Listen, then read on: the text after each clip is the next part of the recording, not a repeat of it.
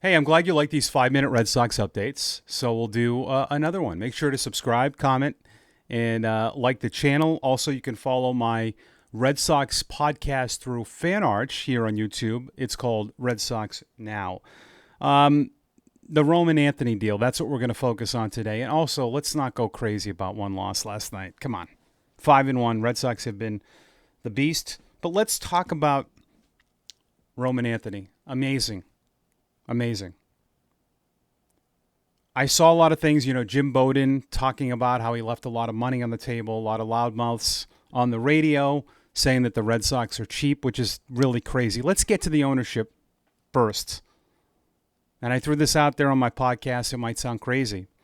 Craig Breslow has a legit chance at winning Executive of the Year. He does. He really does. Stop with the, any personal feelings you have. You got to just look at facts. He brought in 3 All-Stars. Going to have a front runner for Rookie of the Year. They signed extensions. They're good. If they get to 90 wins, win a playoff series, I don't know if a lot of baseball people, maybe people here wanted that and thought that. Baseball people weren't picking the Red Sox to win 90 games. The ownership has made commitments. So, yes, I've criticized them for how they've handled executives. I thought more than spending, the firing of executives was where I was the harshest. Let's do a quick thing about spending. I get what people are talking about. The Red Sox used to be up here in spending and all that, and you're bringing up examples of '04 and '07 and all of that. Completely different game, completely different structure, completely different where younger players were looked upon and seen as through the lens of upper management. Has it changed? Oh, yeah. AAA is young now. They cut a level. Guys are getting to the big leagues faster in this last few years than they ever have. So that will naturally change the pay structure. I'm not saying that the Red Sox don't deserve criticism for the Mookie Betts or for other things. But this, when we see all of that and say all of that, my thing was like, okay, so then show me what you're going to do. And they have spent almost $500 million from the offseason till now with Roman's contract. And they are going to continue. There's other things going on that I can't talk about that they're working on. So that, to me, shows they have made a commitment to winning. You don't trade for Crochet, sign Bregman, sign Chapman, even Narvaez. I mean, you got rid of Teal and you handed the keys to Narvaez. They've made a lot of moves that have told me they are committed to winning.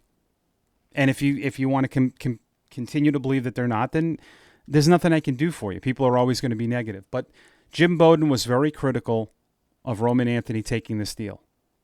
Mike Trout made, and this is why this business is better, and there's more risk on the owner. I think Roman Anthony will be a superstar, but there's still risk. Like, I think it, but the owner had to write the check like this better work, but they don't do that. But they're writing this as they believe this is going to happen. They're making a huge commitment. And in baseball, that can be scary, giving a lot of money to someone who's unknown, who still has 8 years to prove it. But I don't think it's going to be an issue. But here's why this is better business. Mike Trout makes $37 million right now and will to 2030 and has for a while. Why? In the first 5 years of his career, 2 MVPs, Rookie of the Year, MVP runner-up twice. He made $24 combined million because the Angels said, we're going to keep him on that little 6-year window where we control him. Mike Trout's making money now that he should have gotten before. That's bad business. Even though they gave him 400-something, they gave it to him after. They weren't willing to commit to the player early when everyone in the world knew how good he was. Mookie the same. I'll criticize the ownership for that in 2014 when he went up. I thought he should have gotten that money right away. They waited. And now he's making money at the back end that he should have deserved earlier. That's not good business anymore because you're wasting hundreds of $millions at the end, and then you're pissing the player off at the beginning. I love this kind of deal. And let's look at what Roman is happy. He loves Boston. He loves Fenway. His best friend is here. He wants to be here. He loves his teammates. That should matter the most. $130 million is a lot. This is a win-win for both. And thank you for watching the 5-Minute Update.